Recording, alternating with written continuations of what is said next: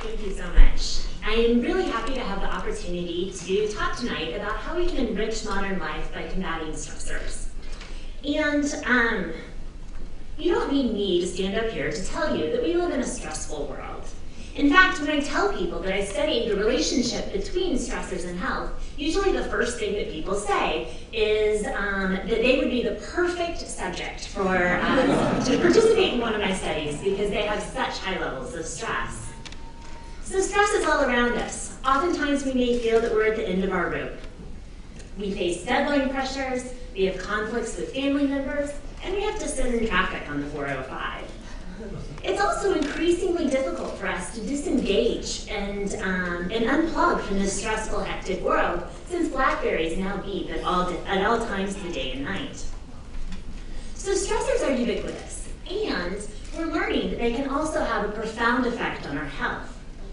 43% of Americans suffer adverse health effects from stress, so this really translates into a major public health problem. And experiencing high levels of stress can lead to the development or exacerbation of a number of different diseases, including cardiovascular disease and depression. So the question then is, what is this link between stressors and health? Clearly this is a complex problem that probably has many different causes.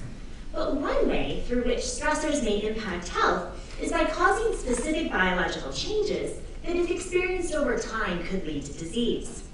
So we're all familiar with certain aspects of the stress response. So if you're anticipating a heated argument with a colleague, you might feel your heart rate increasing or increases in anxiety. But there are a variety of other physiological changes that are part of the stress response that are less perceptible, and you can't necessarily feel them in the same way. This includes changes in levels of certain hormones or in shifts in how the immune system functions.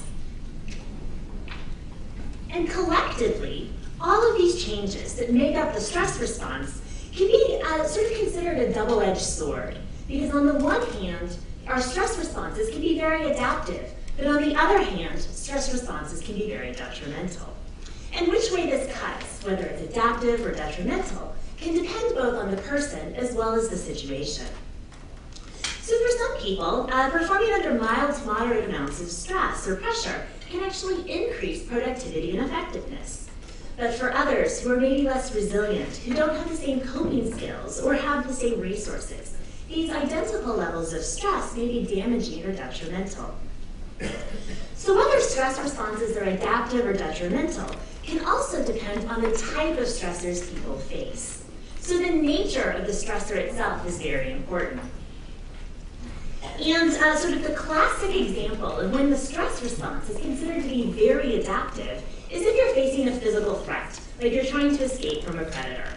So when the zebra is being hunted by the lion, the physical stress response that includes increases in heart rate and adrenaline and a variety of other physiological changes, these changes provide the energy and physiological resources for the zebra to escape the threat.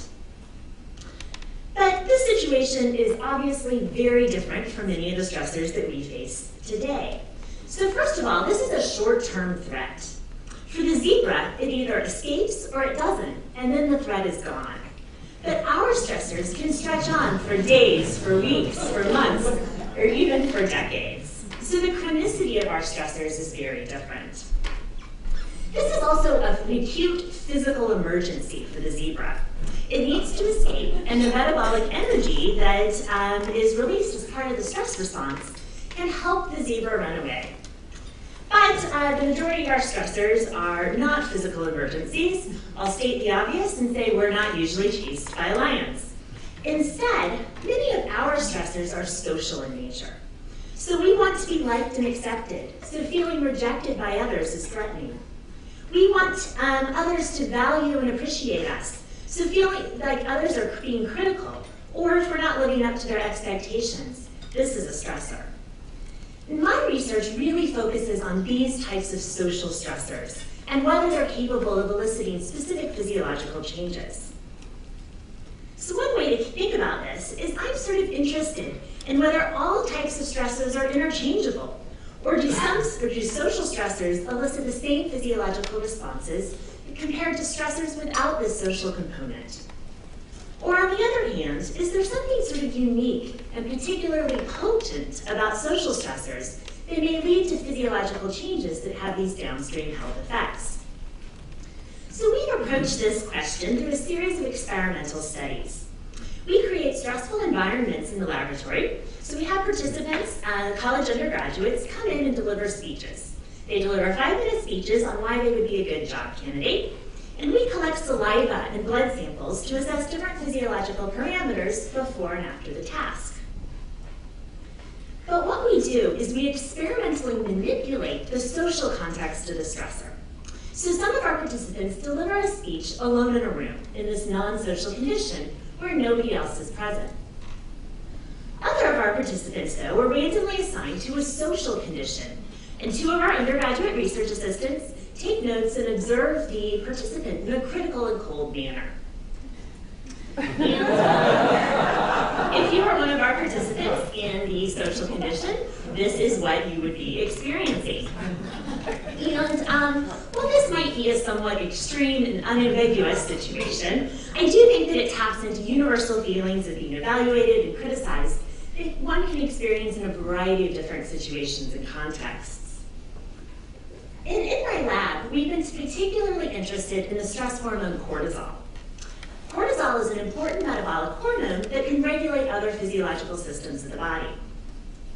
And what we find is that when participants in our non-social condition deliver a speech, we see no significant changes in cortisol over time.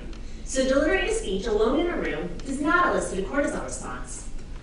But when participants deliver a speech, but this time in front of an evaluative audience panel, what you see is this strong, significant increase in cortisol. So it's important to note here that the participants were going through the exact same stressor. So everybody was delivering a 5-minute speech, but only for those for whom the stressor was social. They had this audience present, showed the increase in cortisol. In other studies that we've conducted, we've looked at how the social context influences components of the immune system. And in particular, we've looked at substances called pro-inflammatory cytokines. And pro-inflammatory cytokines are important because they mediate an important type of immune response called inflammation, or the inflammatory response. And so if we look at pro-inflammatory cytokine production before and after a speech task, again, what we see for these non-social, for the participants in the non-social condition, is that there's no significant increase in pro-inflammatory cytokine production. They take the same stressor and add a social evaluative component, and all of a sudden you're getting these strong, significant increases in pro-inflammatory cytokines, which are a marker of inflammation. So across these studies, what we're seeing is that the social context can profoundly shape the physiological responses that we see. So our findings then demonstrate that social stressors in particular can elicit cortisol and pro-inflammatory cytokine activity. So we conducted these laboratory experiments in order to isolate causal variables linking different stressors to physiological changes. What my graduate students and I are now doing is extending this work and examining real-life, naturally occurring stressors and their physiological correlates. So this will allow us to see how these processes play out in everyday life and if our laboratory findings mirror what's going on in naturally occurring situations. So why might this be important then to understand the specific conditions that can elicit cortisol and pro-inflammatory cytokine activity? Well, cortisol and inflammation can have profound effects on health. Inflammation and cortisol dysregulation is associated with the onset and progression of a number of different diseases, including many of which are sensitive to stress. And in fact, some recent research has shown that inflammation is actually as big of a predictor of cardiovascular disease than other risk factors that we sort of think of traditionally, like smoking and cholesterol. So my research then has allowed us to determine the specific social conditions that are capable of triggering physiological changes. And if these are experienced then persistently or chronically, they could lead to negative effects on health.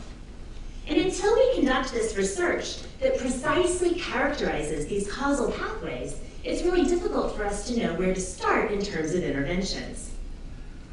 And ultimately, I believe that this is the promise of this line of research, because it can pave the way for theoretically and empirically driven intervention studies that could ultimately improve health. So how could this happen then? Well, it's not likely that we could eliminate social stressors altogether. Unfortunately, stress is a part of life and it's going to happen.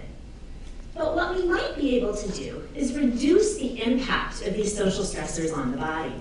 So in other words, we might be able to break this chain and reduce or eliminate the physiological responses that could ultimately lead to these negative downstream health effects. So one way that we could do this is to teach relaxation techniques. So things like mindfulness meditation or yoga. And these, through empirical studies, have been shown to calm the mind and also reduce levels of cortisol and inflammation, which could lead to positive health benefits. Excuse me. But these types of interventions really require a great deal of time and resources. And in some cases, a solution might be as simple as simply reframing a stressor. So we conducted a study where we gave participants different goals prior to undergoing a laboratory stressor. So half of the participants, we told them to try to succeed on the task. And the other half of the participants, we told them to try not to fail. And what we found was that those given an approach-oriented goal to try to succeed, they actually had lower cortisol levels post-stressor compared to those given an avoidance goal of trying not to fail. So simply by providing a different goal or frame, we were able to reduce physiological responses to the same stressor. So I think that this has implications for how teachers frame tests, bosses frame assignments, and parents frame challenges for their children. And more broadly, I think that my research highlights the utility of the social ecological perspective for examining questions of stress and disease. So my work shows that the social context can fundamentally shape the psychological and biological stress responses, which could have implications for solving public health problems. Thank you.